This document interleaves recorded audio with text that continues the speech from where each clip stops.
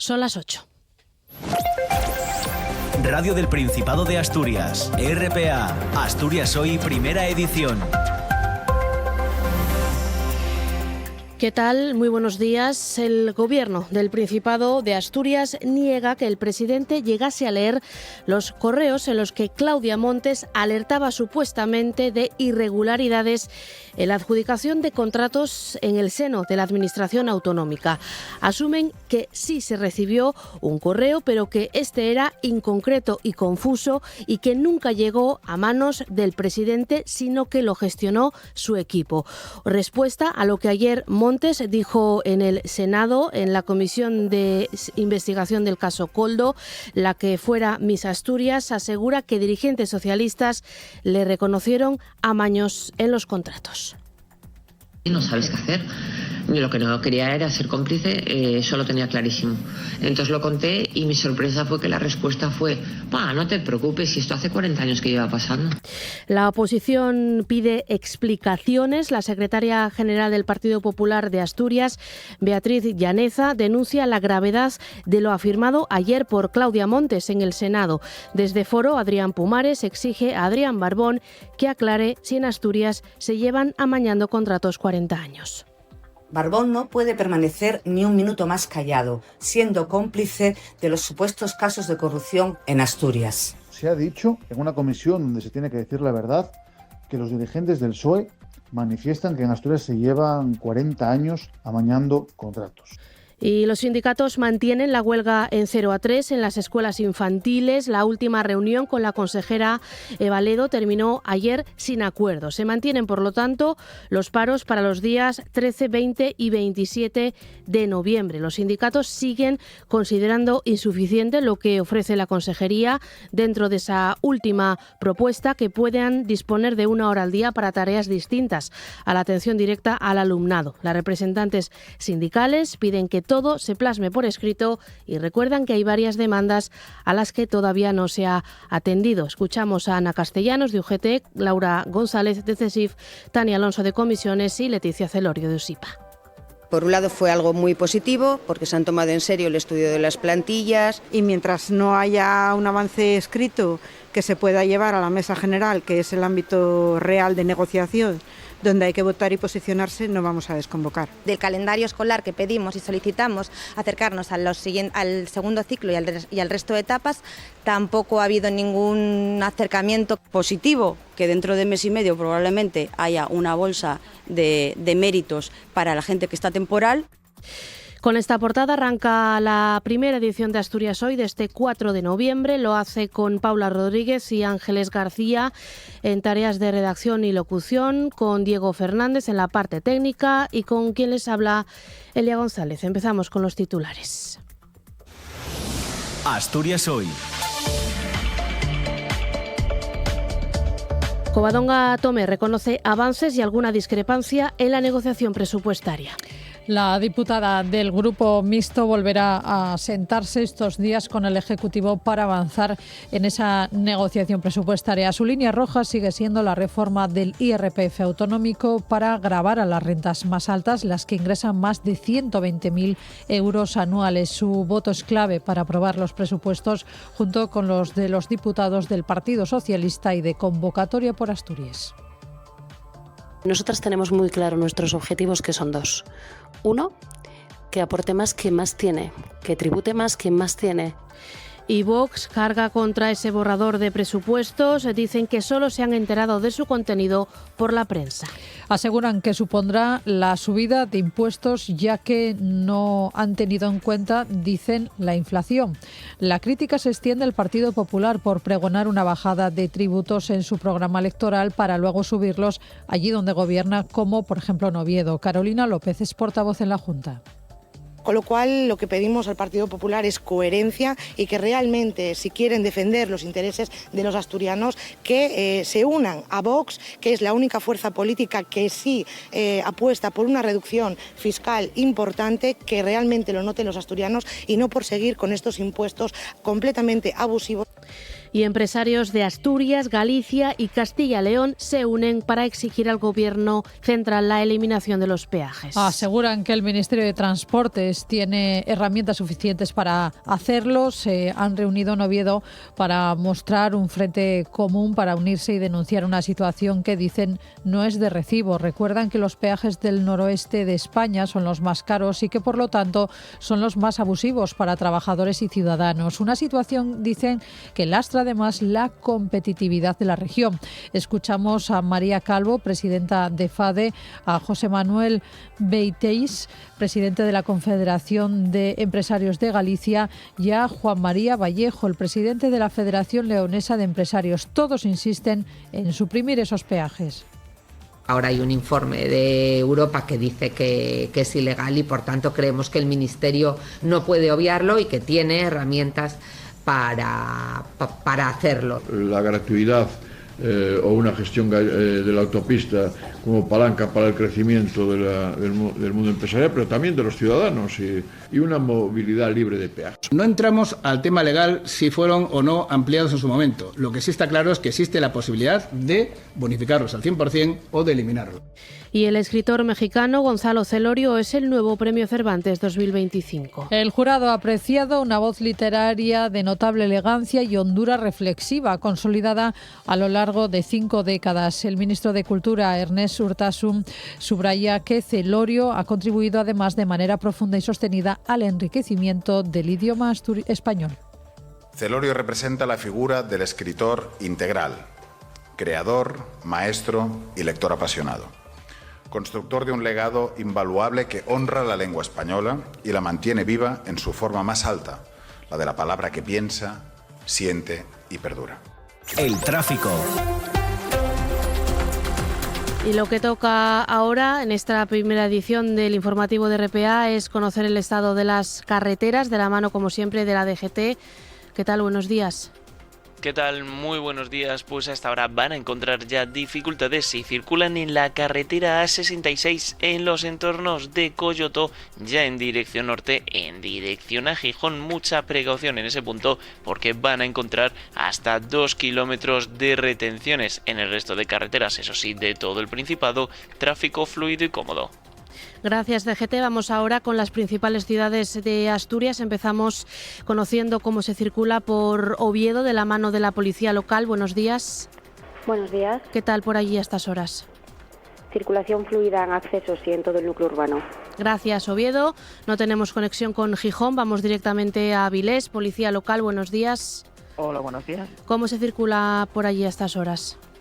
Pues circulación escasa en estos momentos y sin incidencias. Gracias. Próxima parada, información del tiempo. El tiempo. Información meteorológica que nos avanza este martes. David Arango, buenos días.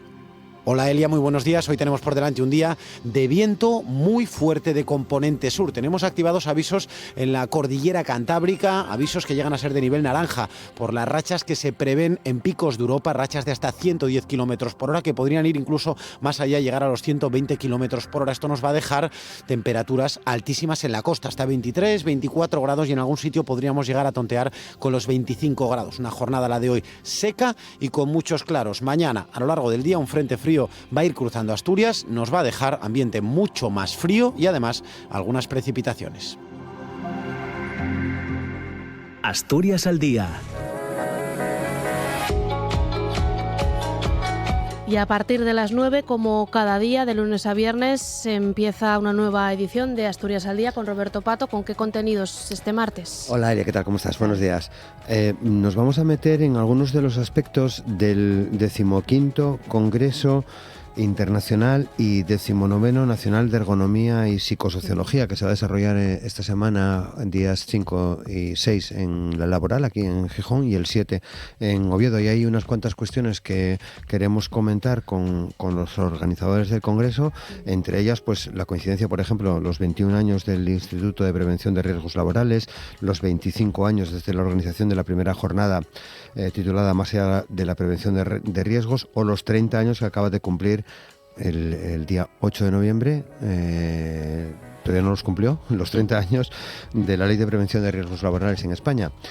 Van a estar con nosotros Miriam Hernández, directora del Instituto Asturiano de Prevención de Riesgos Laborales, Nelly Dabusto, que es subinspectora laboral en la Inspección de Trabajo y la Seguridad Social, Gustavo Rosal, que es el presidente de la Asociación Española de Ergonomía y presidente del Comité Científico del Congreso, y Javier Llaneza, que es el presidente de Preveras. Con ellos cuatro reflexionaremos en torno a todas estas cuestiones.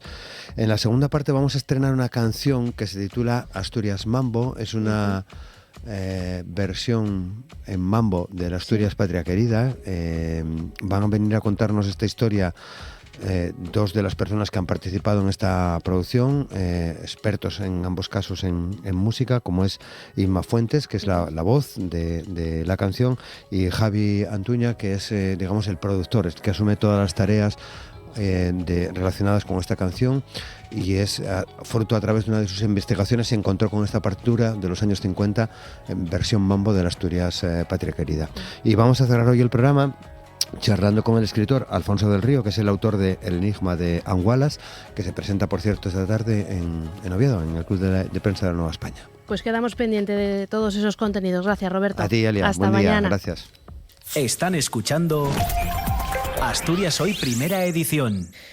Lo avanzábamos en portada. Fuentes del Gobierno del Principado rechazan que Adrián Barbón recibiera correos donde se apuntaba a amaños en las contrataciones de Renfe. Ayer, durante la comisión de investigación del caso Koldo en el Senado, Claudia Montes, la Miss Asturias de 2017, vinculaba al exministro de Transportes, José Luis Ábalos, a esta persona, al exministro, apuntó a Asturias en su declaración. Dijo que informó por carta al presidente del Principado de esas presuntas irregularidades que ella había detectado. Claudia Montes, una de las mujeres a quien supuestamente el exministro de Transportes José Luis Ábalos ayudó a encontrar trabajo, en este caso en una filial de Renfe, aseguró que descubrió irregularidades cuando trabajaba en esa filial, en Logirrail. Y en esas irregularidades, con esos presuntos amaños, se lo contó en un correo al presidente del Principado. En ese correo dijo que estaban supuestamente implicadas personas del Partido Socialista y que reconocían abiertamente que lo llevaban haciendo décadas. ¿Perdón? Era un secreto a voces. ¿Pero a qué se refiere, por favor? Pues mire, yo una cena que he tenido con el alcalde, la mujer y con más militantes jubiladas del PSOE, que tengo la foto y se la puedo enseñar, yo lo conté. Porque no sabía qué hacer. Tras tener una situación así, no sabes qué hacer. Lo que no quería era ser cómplice, eso lo tenía clarísimo. Entonces lo conté y mi sorpresa fue que la respuesta fue: no te preocupes, si esto hace 40 años que lleva pasando. Tras las declaraciones de Claudia Montes en el Senado, la secretaria general del Partido Popular aquí en Asturias ha exigido explicaciones al presidente y a la propia FSA. Beatriz Llaneza denunciaba la gravedad de que el presidente del Principado supuestamente lo supiera y no hiciese nada al respecto. Barbón no puede permanecer ni un minuto más callado, siendo cómplice de los supuestos casos de corrupción en Asturias. En la misma línea se mostraba Foro Asturias. Adrián Pumares exige a Adrián Barbón que aclare si en Asturias se llevan amañando contratos 40 años. Pide al Partido Socialista Asturiano que explique si eran conocedores de lo denunciado por Claudia Montes ayer en el Senado en el marco de esa investigación del caso Koldo. Se ha dicho en una comisión donde se tiene que decir la verdad que los dirigentes del PSOE manifiestan que en Asturias se llevan 40 años amañando contratos. Y por tanto, frente a eso, no podemos mirar para otro lado. Y es necesario que Adrián Barbón explique, aclare si es verdad que en Asturias se llevan 40 años amañando contratos y por parte de quién. El Partido Socialista no puede dar la que da por respuesta, tiene que dar una explicación en relación a lo que se está conociendo en la Comisión de Investigación del Senado. Fuentes del Gobierno asturiano reconocen que sí se recibió un correo de Claudia Montes que era inconcreto y confuso y que nunca llegó a manos del presidente, sino que lo gestionó su propio equipo. Afirman que en ningún caso las comunicaciones de Claudia Montes referían irregularidades en Renfe o en su filial en Logirrail. Y las negociaciones del Gobierno del Principado con la diputada del Grupo Mixto, Covadonga Tomé, para la reforma del IRPF autonómico continuarán en los próximos días. Tomé reconoce avances, pero también alguna discrepancia. Sus peticiones pasan por subir el tramo a los que ingresen más de 120.000 euros anuales, gravar a los grandes tenedores de viviendas y a quienes adquieran de edificios para dedicarlos tan solo a uso turístico. El voto de Tomé es clave para aprobar el presupuesto junto con los diputados del Partido Socialista y de Convocatoria por Asturias, ambos en el Gobierno. Desde el Ejecutivo no se han querido pronunciar sobre la reunión mantenida. Nosotras tenemos muy claro nuestros objetivos, que son dos. Uno, que aporte más quien más tiene, que tribute más quien más tiene. Hablamos concretamente de rentas por encima de 120.000 euros anuales y 300.000 euros anuales, que entendemos que pueden hacer un mayor esfuerzo para contribuir a reforzar nuestros necesarios servicios públicos, salud, educación, etcétera. Y otro objetivo, que es el de mantener alejados a Asturias a los especuladores inmobiliarios. Y por su parte, Vox Asturias ha criticado ese presupuesto del Principado para 2026, del que han sabido, dicen, por los medios de comunicación. Aseguran que supondrá la subida de impuestos, ya que no han tenido en cuenta la inflación. La crítica se extiende al Partido Popular por pregonar, dice Vox, una bajada de tributos en su programa electoral para luego subirlos allí donde gobiernan. Citan el caso de Oviedo. Con lo cual, lo que pedimos al Partido Popular es coherencia y que realmente, si quieren defender los intereses de los asturianos, que se unan a Vox, que es la única fuerza política que sí apuesta por una reducción fiscal importante, que realmente lo noten los asturianos y no por seguir con estos impuestos completamente abusivos. Eran declaraciones de Carolina López, la diputada de Vox en la Junta General. Y cuando son las 8:16 seguimos con más asuntos de economía, porque el PIB asturiano, el Producto Interior Bruto de Asturias, creció en el tercer trimestre un 2,7%, medio punto menos que la media del país, según la estimación publicada este lunes por la Autoridad Independiente de Responsabilidad Fiscal. Las comunidades que más crecieron entre agosto y octubre fueron Canarias, un 3%, Andalucía y Baleares, algo más de un 3%, y La Rioja, un 3,1%, mientras que Cataluña y Madrid también se situaron por encima de la media estatal, alcanzando un 2,9% de crecimiento del PIB.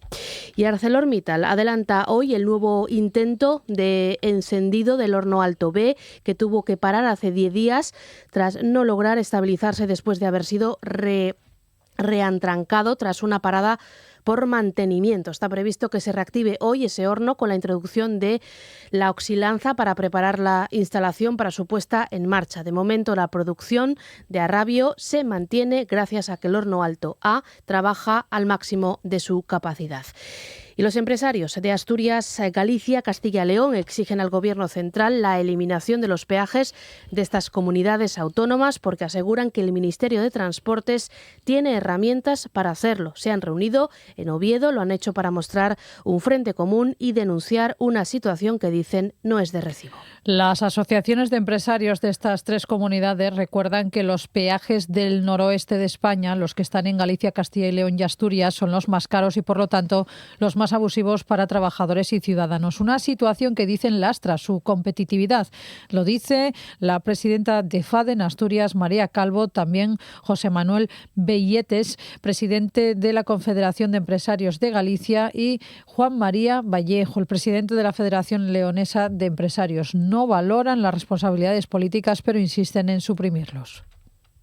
Ahora hay un informe de Europa que dice que es ilegal y por tanto creemos que el Ministerio no puede obviarlo y que tiene herramientas para hacerlo. La gratuidad o una gestión de la autopista como palanca para el crecimiento del mundo empresarial, pero también de los ciudadanos y una movilidad libre de peajes. No entramos al tema legal si fueron o no ampliados en su momento. Lo que sí está claro es que existe la posibilidad de bonificarlos al 100% o de eliminarlos.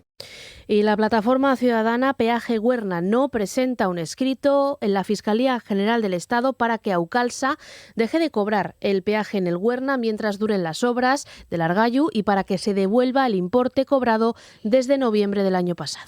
El escrito ha sido presentado por el exdiputado de Podemos, Daniel Ripa, que considera que la sentencia debe sentar doctrina para que las autopistas no puedan cobrar peaje cuando las obras no garanticen el discurrir normal del tráfico. Se trata de un texto documento que también se ha remitido a las Fiscalías de Asturias y León y se basa en la sentencia del Tribunal Supremo que condena a la concesionaria de la autopista AP9 en Galicia a la devolución de los peajes cobrados a los usuarios durante las obras del puente de Rande. Y más asuntos cuando son casi las 8:20 de la mañana, porque en Oviedo, hoy en la capital del Principado, empieza la tercera Feria de Empleo de ADEIPA, la Asociación de Empresas de Inserción del Principado. Participan en la cita 40 empresas expositoras y actualmente están inscritas casi 500 personas para las diferentes actividades que se desarrollarán durante el evento. La feria busca generar oportunidades de empleo para personas vulnerables en búsqueda activa de empleo, así como promover el acercamiento y la colaboración entre las empresas de inserción asturianas a las que representa ADEIPA y otras empresas del tejido regional. El secretario técnico de ADEIPA, Eduardo Méndez, asegura que esta feria representa una oportunidad real de encontrar empleo. Hay oportunidades reales de contratación y de hecho lo sabemos de las ediciones anteriores. Existen oportunidades reales y salen contratos. Es decir, es una opción real porque detectamos en nuestras propias empresas de inserción y en las empresas que denominamos ordinarias, que son las empresas del tejido ordinario, que existe demanda de personal en determinados sectores y sí, es una oportunidad real en la feria de encontrar un empleo. Las empresas de inserción tienen la especialidad de que al menos el 50% de la plantilla ha de estar formada por personas en riesgo de exclusión, quienes durante un periodo de entre 6 meses y 3 años desarrollan un empleo remunerado en la empresa de inserción a la vez que reciben un acompañamiento social y laboral por profesionales especializados. El principal objetivo de estas empresas es la inserción sociolaboral de personas en situación de exclusión. Son promovidas por entidades sin ánimo de lucro y desarrollan su actividad empresarial en sectores muy diversos. Hay empresas de todos los sectores. Es una feria de empleo multisectorial. Están por una parte nuestras 8 empresas de inserción que se dedican a sectores variados, gestión de residuos, jardinería, relacionado con hostelería. Es decir, hay sectores variados y luego hay la mayoría de las empresas son empresas ordinarias y en sectores variados. Comercio, de todo. Existen, son 38 empresas las que existen, hay una multiplicidad de sectores muy grande, por lo tanto hay opción para muchos profesionales. Y lo adelantábamos en la apertura de este Asturias Hoy, los sindicatos mantienen la huelga en la etapa de 0 a 3 en las escuelas infantiles. La última oferta que les ha llevado a la mesa de negociación la Consejería no les satisface, no recoge todas sus demandas. Se mantienen, por lo tanto, los paros para los días 13, 20 y 27 de noviembre en protesta por la falta de avances en esa negociación para integrar les escuelines en la red pública autonómica. Los sindicatos siguen considerando insuficiente la oferta de Valedo. Una oferta que pasa por ofrecer al personal de los centros de 0 a 3 años hasta 1 hora diaria para desarrollar otras tareas propias de su actividad al margen de la atención directa al alumnado. También les plantea una pareja educativa por aula y una jornada laboral de 7 horas. Habría además una técnica de apoyo por cada 3 unidades. Los sindicatos valoran las medidas ofertadas, pero las siguen considerando insuficientes. Ana Castellanos, UGT, Laura González, CESIF. Por un lado fue algo muy positivo porque se han tomado en serio el estudio de las plantillas, la posibilidad de tener que ampliarlas porque las tienen que ampliar. Y mientras no haya un avance escrito que se pueda llevar a la mesa general, que es el ámbito real de negociación, donde hay que votar y posicionarse, no vamos a desconvocar. Piden una propuesta por escrito. Tania Alonso, de Comisiones Obreras, recuerda que hay temas que aún no se han tratado en profundidad. Con respecto al Grupo B ha dicho que va a ser, pero no sabemos si va a ser en el 6º convenio o en una modificación del 5º porque se lo siguen planteando cómo poder hacerlo. De la carrera profesional no ha habido ninguna respuesta y del calendario escolar que pedimos y solicitamos acercarnos al 2º ciclo y al resto de etapas tampoco ha habido ningún acercamiento. Desde USIPA, Leticia Celorio pone el valor algo que todos los sindicatos celebran, la creación de bolsas de empleo para los trabajadores temporales. Positivo que dentro de mes y medio probablemente haya una bolsa de méritos para la gente que está temporal. Es una manera de que esa gente se presente, aporte sus méritos y siga trabajando. Y el Laboratorio para la creación del Centro de Competencia para la Economía del Cuidado de Larga Duración y el Envejecimiento Activo organiza esta mañana el Foro de Soledad No Deseada, Reflexión y Acción, una nueva jornada de reflexión, de análisis en torno a uno de los grandes retos sociales de nuestro tiempo. Tiene más detalles Ángeles García. Este foro reunirá a profesionales, empresas, administraciones y ciudadanía comprometidos con la transformación del modelo de cuidados en Asturias. Van a analizar las causas y las consecuencias de la soledad y explorar soluciones innovadoras, sociales y tecnológicas que promuevan entornos de vida más humanos. Así lo ve Almudena Cueto, que es la responsable de la oficina CECOEX. Entendemos también que es una realidad a la que hay que ver, que hay que analizar, visibilizar, y que es una realidad también en la que se necesitan, pues que haya soluciones, ¿no? Y en eso es un poco en lo que nos toca, ¿no? Desde la parte empresarial, en poder articular soluciones tecnológicas innovadoras de innovación social que contribuyan, ¿no?, a mejorar la calidad de vida de las personas, ¿no?, y también específicamente las personas que se están sintiendo solas. Es un encuentro para reflexionar desde diferentes prismas qué factores la provocan, cuáles son sus consecuencias a nivel individual y social, y también van a ofrecer espacios y soluciones tecnológicas que puedan contribuir a prevenir y a paliar los efectos de la soledad no deseada. Queremos reflexionar sobre ese reto y reflexionar también sobre qué acciones y qué actividades se pueden hacer, ¿no? Y nos dirigimos, aunque es un foro abierto a toda la participación, pues es abierto a la sociedad en general, pero específicamente nuestro público objetivo pues son empresas y profesionales del sector de los cuidados. Y Asturias tiene una incidencia de infección respiratoria aguda por debajo de la media nacional. Son datos del Centro Nacional de Epidemiología. Entre el 20 y el 26 de octubre de este 2025, la incidencia de infección respiratoria aguda en atención primaria fue de 366,5 casos por cada 100.000 habitantes, cuando la media de España fue de 418,6 casos. Se espera que la temporada de gripe 2025-2026 se enmarque dentro de la normalidad para esta época del año. La previsión es que el pico máximo de contagio se produzca entre mediados de diciembre y mediados de febrero. Estanislao Nistal, doctor en virología, investigador y profesor de microbiología de la Facultad de Farmacia de la Universidad CEU San Pablo, explica que la temporada de gripe vuelve a estar marcada por la convivencia con la COVID-19 y el virus respiratorio sincitial, la llamada tripledemia. En estos momentos nos encontramos con la situación anual de incremento de casos de infecciones respiratorias. Esto es algo que se viene repitiendo no solo en el hemisferio norte, sino también en el hemisferio sur. Esa conjunción de virus que infectan a las personas al mismo tiempo, lo que se llama la tripledemia, pues no es algo exclusivo de ahora, es algo que sabemos que ocurre desde hace muchos años.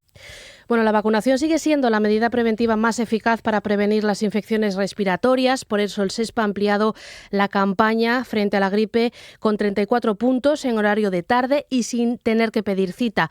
Estará operativo durante la primera semana de noviembre en todas las áreas sanitarias, en las zonas con mayor densidad de población. En Oviedo, en Gijón y en Avilés se extenderá hasta el 14 de noviembre. Vamos a hablar de todo esto, de incidencia, de vacunación y de cómo se comportan los virus, con Daniel López Acuña, médico especialista en salud pública y en epidemiología. Con él trataremos de hacer una fotografía, grosso modo, de la situación. Daniel, buenos días. Muy buenos días, ¿qué tal? Decíamos que Asturias, de momento, lo decía la consejera estos días, de momento no se ha registrado un aumento de la incidencia, como sí está pasando en otras comunidades. ¿De qué depende de que la incidencia aumente en mayor o menor medida, Daniel? Bueno, en esta temporada otoño-invernal estamos teniendo ya una incidencia en general en España que está por encima del umbral epidémico. Es decir, ya estamos entrando en la fase epidémica, especialmente de gripe y en parte también de COVID. Hay variaciones de región a región, de comunidad autónoma a comunidad autónoma. Mucho depende de las características de la población, pero también de la meteorología. Y el clima ha sido relativamente benigno en este mes de octubre en comparación con otras temporadas de otoñales en Asturias. Entonces es hasta cierto punto comprensible que no tengamos tan alta incidencia como la nacional, pero no estamos muy lejos tampoco. Y es de esperar que en el recrudecimiento de las temperaturas más extremas en el otoño-invierno tengamos un pico mucho mayor tanto de gripe como de COVID, como de virus respiratorio sincitial. Entonces hay que estar preparados. Básicamente el mensaje es hay que prevenir y evidentemente que una de las herramientas fundamentales es la vacunación. ¿A qué te refieres con el pico va a ser más? ¿Que va a haber mayor incidencia? ¿Va a llegar antes que otros años? Desde mi punto de vista lo que vamos a tener es una incidencia mayor a la que tenemos ahora. Va a ser posiblemente un poco mayor que en los 2 años anteriores por las tendencias que estamos viendo y por la virulencia que tiene tanto el virus de la gripe que está afectando este año como las variantes de COVID que nos están afectando. Nos ayuda mucho el poder tener una buena cobertura de vacunación y en esa medida podremos tener un pico menor. Eso lo hemos visto muy claramente con el virus respiratorio sincitial, que sobre todo produce bronquiolitis en niños pequeños. Tenemos menos, pero tenemos menos porque hemos estado aplicando una vacuna desde hace 1 año y medio, un par de años prácticamente, y eso pues evidentemente nos reduce el riesgo no solo de infecciones, sino sobre todo de hospitalización. Pero yo creo que debemos tomar en cuenta que además de que tenemos virus que van cambiando y van siendo más virulentos, en el caso de COVID, con la variante Frankenstein, que desde el verano ya empezó a presentar repuntes por encima de lo habitual. Hemos tenido muy bajas coberturas de vacunación en los últimos 2 años. La gente de alguna manera se ha confiado, no ha pensado que la vacunación era tan importante, en donde tenemos que tener vacunación anual de gripe, anual de COVID, porque hay que vacunar contra las variantes que nos afectan en ese periodo de tiempo y que van cambiando. Entonces, yo creo que sí que es importante entender que tenemos una combinación de los 3 virus que causan infecciones respiratorias agudas, que siguen presentes como después de la pandemia de COVID prácticamente cada otoño e invierno, la gripe estacional, la COVID y el virus respiratorio sincitial, y que tenemos herramientas para prevenirlo y además conductas que deberíamos de asumir responsablemente para evitar el contagio de las demás personas. Seguramente, Daniel, muchas personas que nos estén escuchando se quedaron en la 3ª dosis del COVID, no se volvieron a vacunar, pero es que, corríjame si me equivoco, no ha vuelto a haber campañas masivas, no ha habido un llamamiento extensivo a toda la población para recordarnos que el COVID sigue entre nosotros, que la precaución sigue siendo la mejor herramienta y que la vacuna, como acabas de comentar, tiene que ser anual. Exactamente, yo creo que hemos pecado de no emprender con suficiente énfasis los llamamientos a la vacunación y no tener la organización de campañas de vacunación. Lo estamos teniendo ahora.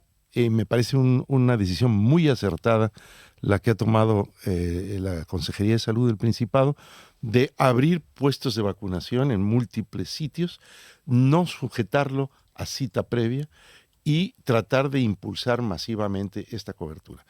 Hay problemas serios de baja cobertura en las personas mayores. Sí se vacuna habitualmente a la gente en residencias geriátricas, pero no todas las personas que están en el grupo vulnerable por edad, por encima de 65 años, en el caso de la gripe estacional, tiene la cobertura adecuada. Y además, la cobertura de vacunación en los profesionales sanitarios. El año pasado en España fue de 48%. Es decir, más de la mitad de los sanitarios que son grupo de riesgo no se vacunaron. Entonces, sí que tenemos que mandar un mensaje muy claro. Hay que vacunarse para estar protegido, para tener menos riesgo de infección, menos riesgo de hospitalización, menos riesgo de severidad. Hay que hacerlo para la gripe estacional y para la COVID. Yo hace 3 semanas, me puse ya las 2 vacunas, una en un brazo, otra en otro brazo. Creo que esa conducta es la que tiene que seguirse en todos los grupos en donde está indicada la vacuna, y los profesionales sanitarios tienen que predicar con el ejemplo. Y muchas personas que cuidan a personas dependientes, a población de riesgo, el problema, voy a aventurarme a decir, es que muchas veces esas personas no están institucionalizadas, es decir, no son profesionales que trabajan en centros de salud, en centros de atención a la tercera edad, son personas que trabajan en el ámbito domiciliario, muchas veces sin dar de alta, muchas veces no se sabe que están ahí, entonces a lo mejor ese mensaje de esa llamada a la prudencia, a la vacunación, no llega a esas personas que a lo mejor están 12 horas al día cuidando a una persona dependiente. Definitivamente ese es un grupo que debe ser vacunado, es un grupo de alto riesgo y que no necesariamente es una de las dianas más evidentes. Pero entonces ahí es en donde, por un lado, los profesionales sanitarios, por otro lado, las autoridades sanitarias, y en una tercera pata del banco, los medios de comunicación también tienen que alentar a los grupos que más riesgo tienen para que se vacunen. Yo creo que desafortunadamente cuando la vacunación en los 2 años anteriores estaba sujeta a poder sacar una cita, con las dificultades que todos sabemos tenemos para conseguir que nos cojan el teléfono para hacer una cita en la atención primaria, lamentablemente. Con la dificultad que supone para mucha población mayor acudir al centro de salud en un horario determinado, pues yo creo que la respuesta es lo que sí que está haciendo este año la Consejería de Sanidad, que es abrir la vacunación como en campaña, como lo hicimos en los periodos de COVID, en 30 y tantos puntos, para que la gente pueda acudir sin necesidad de esas citas y para que se pueda tener lo antes posible esa cobertura. De poco va a servir vacunar en enero o febrero, si la cita se consigue hasta ese momento o la gente no lo entiende. Entonces, hacerlo ahora, en estas semanas de noviembre, me parece una de las medidas más oportunas. Ahora, también hay que mandar el mensaje a la población. Si uno tiene una infección respiratoria, esté o no diagnosticada como COVID, como gripe estacional o como virus respiratorio sincitial, hay que protegerse con una mascarilla para evitar contagiar a los demás. En espacios de mayor riesgo, espacios sociosanitarios, transporte público, pues hay que usar esa mascarilla.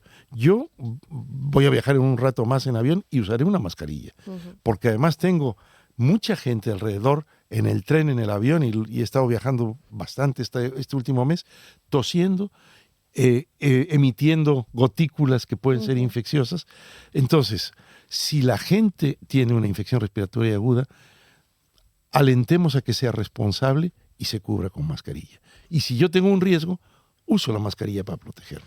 Y sobre todo que ahora en invierno, que hace más frío, bueno, todavía el frío no ha hecho acto de aparición como debería ser por esta época del año, aumenta las interacciones, nos movemos más en espacios cerrados y muchas veces mal ventilados. Yo no sé, hemos perdido el respeto, el miedo que con toda la razón tuvimos al COVID, le hemos perdido el respeto a los virus. O sea, no le damos tanta importancia a un contagio de gripe como le dimos en su momento a un contagio de COVID. Exactamente, yo creo que desafortunadamente lo hemos asumido como normal y en realidad es algo que podemos evitar y además hay un riesgo importante de severidad entre las personas que han sido ingresadas a hospital por gripe o por COVID en estas últimas semanas, según el informe del Instituto Carlos III de Vigilancia Epidemiológica de Infecciones Respiratorias, de las personas ingresadas, 25% aproximadamente tenían una neumonía, tanto por gripe como por COVID. Entonces, la severidad cuando afecta y cuando no hay adecuada protección es importante. Y por eso tenemos que tomarlo muy en serio y entender que la vacuna no es un capricho, es una necesidad para estar adecuadamente protegidos. Ponías en valor como algo positivo esos 34 puntos de vacunación habilitados hasta hasta mediados de mes, en el caso de Oviedo, Gijón y Avilés. En el caso de Euskadi, nos vamos a ir fuera de Asturias, en Bilbao se ha habilitado un punto de vacunación masiva en un pabellón. No sé si aquí sería factible, a tu juicio, habilitar para poder acoger al mayor número de personas posible, hacer una vacunación masiva centralizada, pues por decir algo, en el Palacio de los Deportes de Oviedo o en el Palacio de la Guía. Yo creo que ya tuvimos una evidencia muy clara de que eso funcionó muy bien para incrementar los niveles de vacunación. Funcionó en los años más agudos de COVID. La gente además acudía masivamente y se tenía un operativo ágil y rápido. Entonces, todo lo que se haga para no solo esperar pasivamente en un centro de salud el profesional sanitario, médico, enfermera, a que venga la persona, a que le diga que si se tiene que vacunar, que si se puede vacunar, que cuándo se puede vacunar, y lo ofertemos en sitios masivos de vacunación, con fácil acceso, con fácil, vamos a decir, operación para la gente, para que pueda fácilmente vacunarse, yo creo que eso será muy positivo. Desde mi punto de vista, yo no tendría ningún recelo en impulsar vacunación en vacunódromos, quiero decir, en centros, qué sé yo, deportivos o polideportivos o palacios de congresos o deportes, para maximizar la cobertura en poco tiempo. Yo creo que ese es nuestro objetivo. Y hace años se vacunaba, o sea, los profesionales sanitarios de los centros de salud acudían a los centros educativos. No sé si esto podría ser una manera para aumentar la tasa de vacunación entre los, porque en el caso de los niños se recomienda la vacunación, si no me equivoco, hasta los 6 años. No sé si la tasa de vacunación es satisfactoria o es la que debería ser, porque yo creo que sigue calando mucho ese mensaje negacionista antivacunas que prosperó con el COVID, que sigue calando, que muchas familias a lo mejor no se están tomando todo lo en serio que deberían, la necesidad de vacunar a los niños. A lo mejor trabajar un poco más la sinergia entre la educación y la salud para que esa población infantil esté más protegida. Trabajar esa sinergia es fundamental para la protección infantil. Yo creo que, bueno, por un lado es cierto que tenemos mejor cobertura de vacunación para el virus respiratorio sincitial en niños que lo que estamos teniendo para la COVID y para la influenza en adultos y en profesionales sanitarios. Yo creo que en esto hay que hacer mucha educación de los padres. No es únicamente acudir a los centros, sino sensibilizar a los padres para que estén muy conscientes de la necesidad de que esto ocurra, y si el dispositivo puede ser crear una sinergia entre los servicios sanitarios y el ámbito educativo, adelante. Yo creo que ese es el tipo de cosas que tenemos que hacer. Yo creo que hay que entender que la vacunación es una acción proactiva del sistema de salud a la población y no es una acción pasiva en donde esperemos a que la gente que esté consciente venga, haga una cita y se vacune.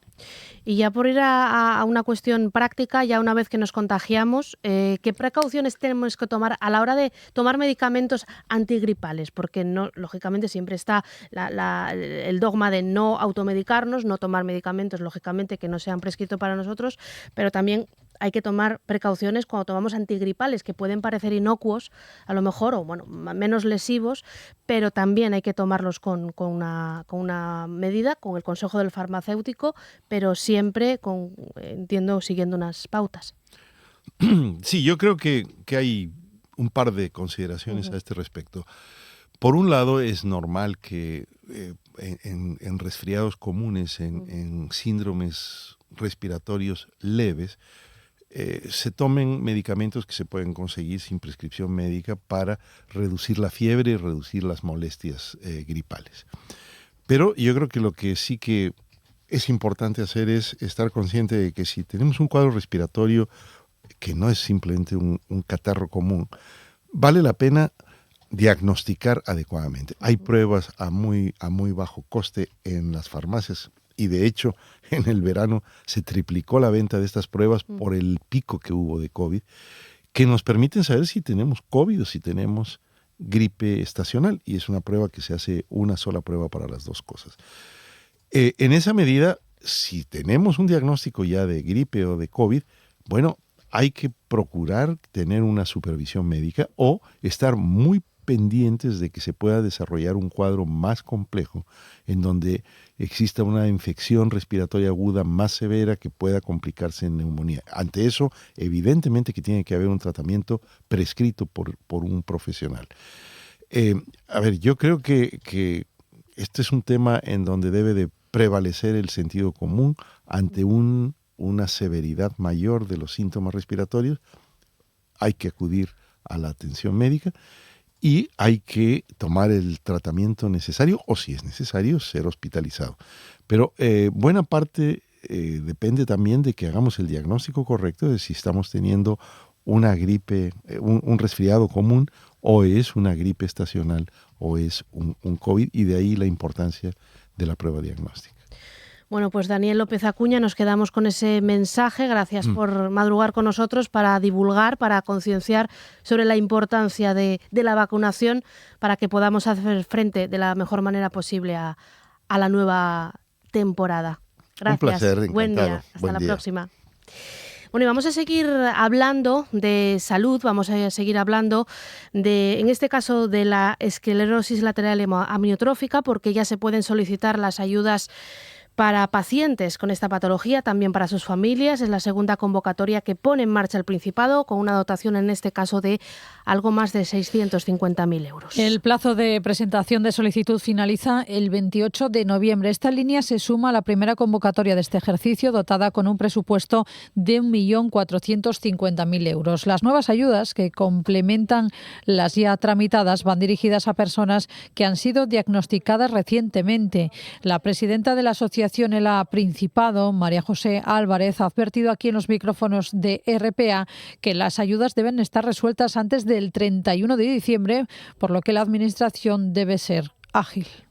Estas segundas ayudas, porque realmente lo que pasó fue un poco, se valoró la cantidad de dinero para los 100 y pico que había, 127 creo que eran, pero por algún motivo la gente o no se enteró, o por algún motivo solo lo solicitaron 80. Entonces, lo que se hizo fue, con ese otro dinero que quedó, sacaron esta, y tiene que ser relativamente rápido la resolución, porque a primeros del año que viene tienen que sacar la de ese año.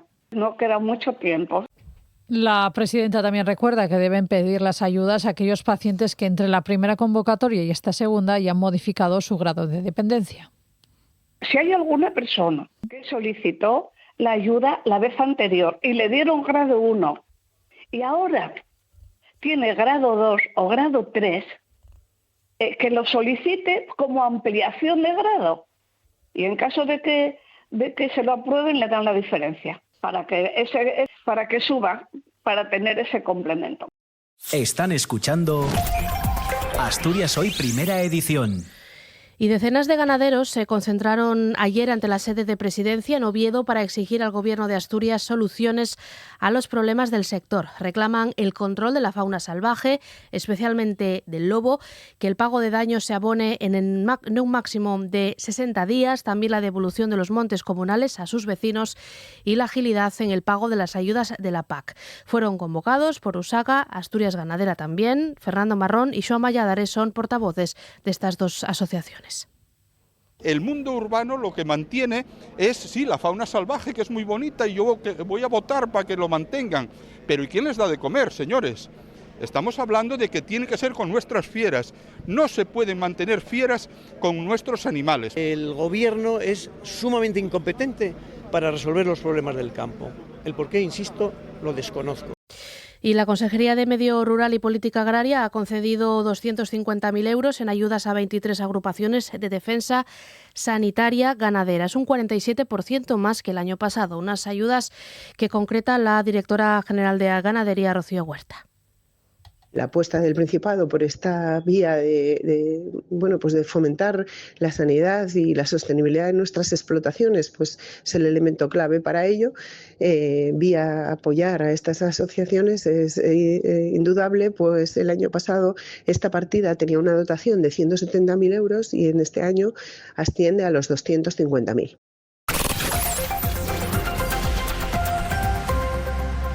Y cuando son ya casi las 9 menos 10 de la mañana, vamos ya con asuntos en clave nacional, porque la dimisión de Carlos Mazón como presidente de la Generalitat de Valencia pone en marcha el proceso para la designación de un nuevo jefe del Ejecutivo, un periodo durante el cual Mazón y su gobierno siguen en funciones hasta el pleno de investidura que podría celebrarse la última semana de noviembre tras las conversaciones entre PP y Vox. El presidente de la Generalitat Valenciana, Carlos Mazón, anunciaba ayer su dimisión en una declaración institucional en la que reconocía errores en la gestión de la Dana al tiempo que volvía a echar la culpa al gobierno central. Mazón dijo que le hubiera gustado dimitir antes y que en ningún caso hubo cálculo político en sus decisiones. También pedía a Partido Popular y Vox que elija nuevo presidente para que siga con el proceso de reconstrucción. Es la mayoría que está liderando la reconstrucción y no podemos permitir que nadie la pare.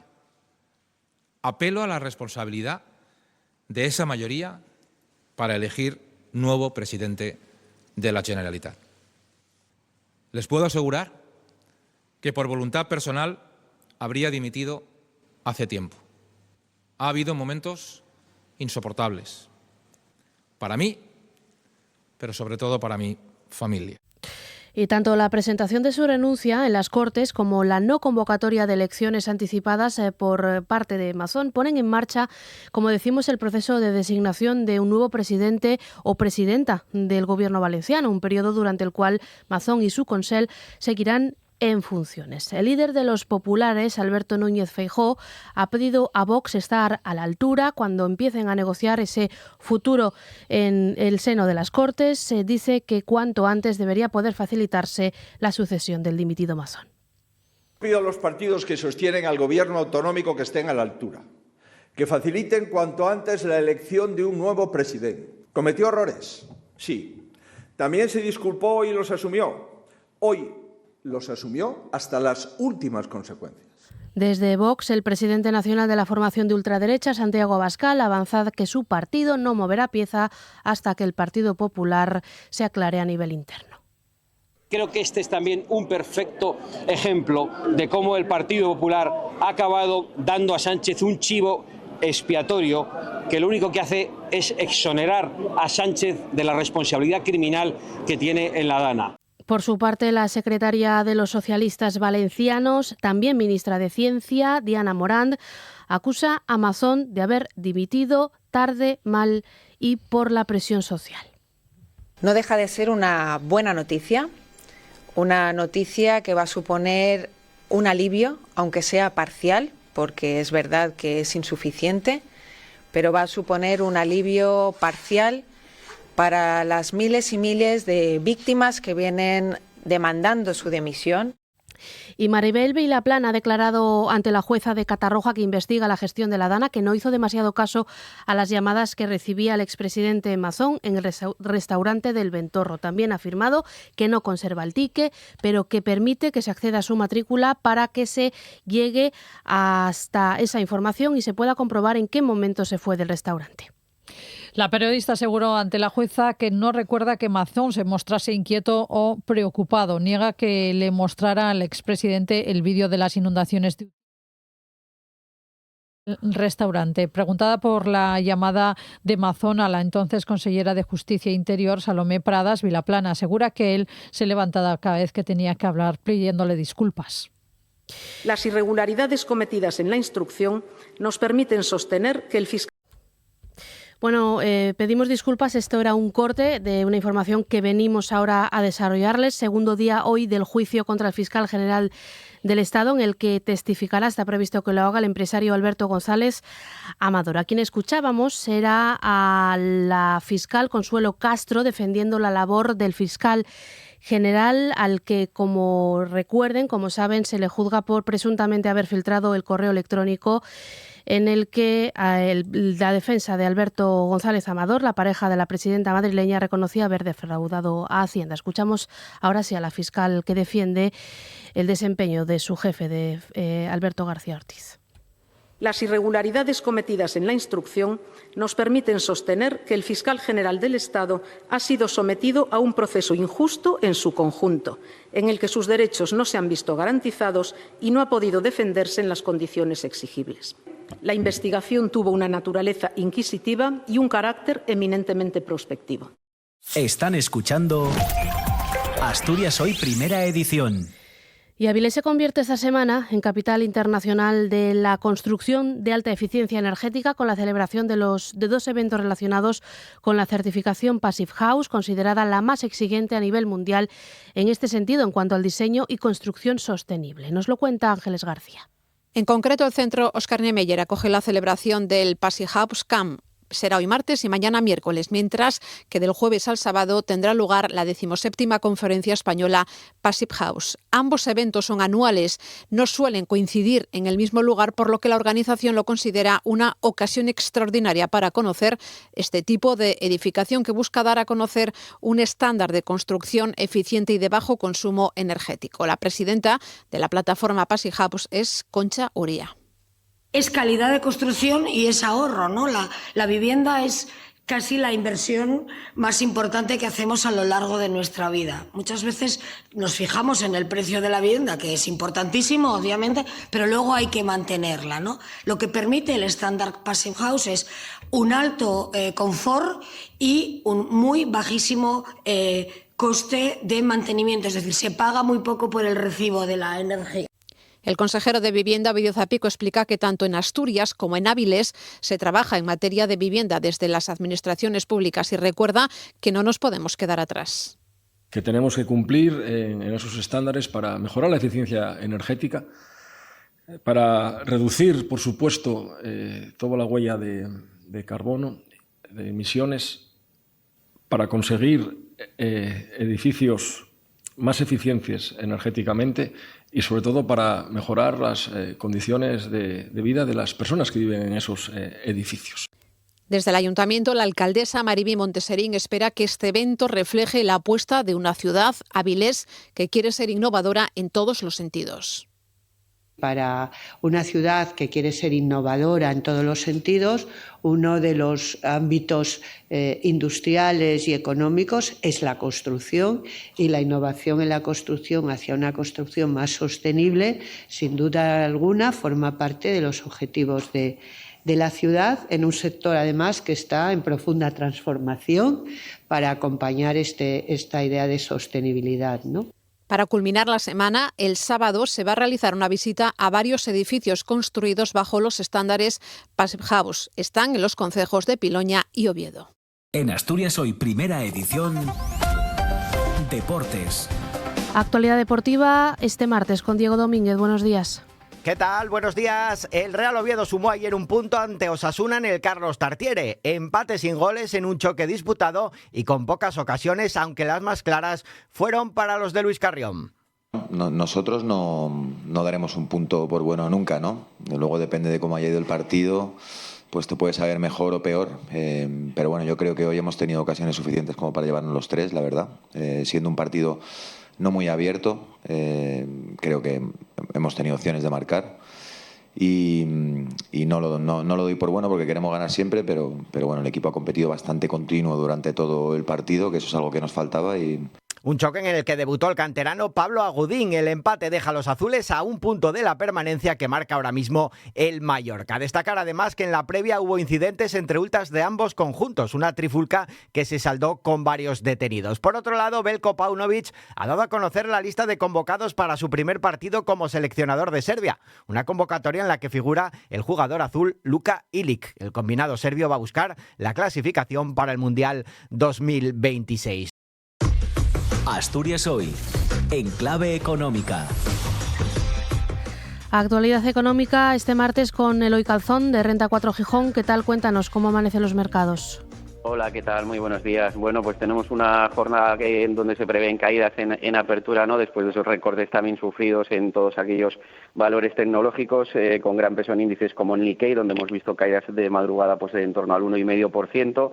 Y que también tenemos, como digo, en estos momentos en preapertura, tanto en Europa, con el Eurostock cayendo un 0,8 en estos momentos, y también en los futuros del Nasdaq tecnológico estadounidense con caídas superiores al 1%, ¿no? En unos mercados pues donde hemos visto elevadas valoraciones ya en muchos valores y que bueno están sirviendo un poco como excusa junto con ese enfriamiento también la semana pasada conocido por parte de la Fed, ¿no? Donde bueno pues están disminuyendo algo las probabilidades de un nuevo recorte de tipos en el mes de diciembre, que en todo caso bueno pues creemos que finalmente sí que se acabará produciendo.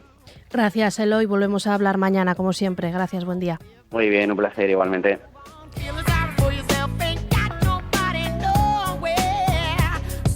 Y hoy nos vamos con Anastasia. La cantante actuará el próximo octubre de 2026 en Gijón, en el Gijón Arena, como parte de su gira. Lo sabíamos ayer, ese concierto que se anunciaba este lunes. El viernes se pondrán a la venta las entradas. Y hasta aquí la primera edición de Asturias Hoy. Se quedan en compañía de Roberto Pato con Asturias al Día. La siguiente información en el boletín de las 10. Buenos días.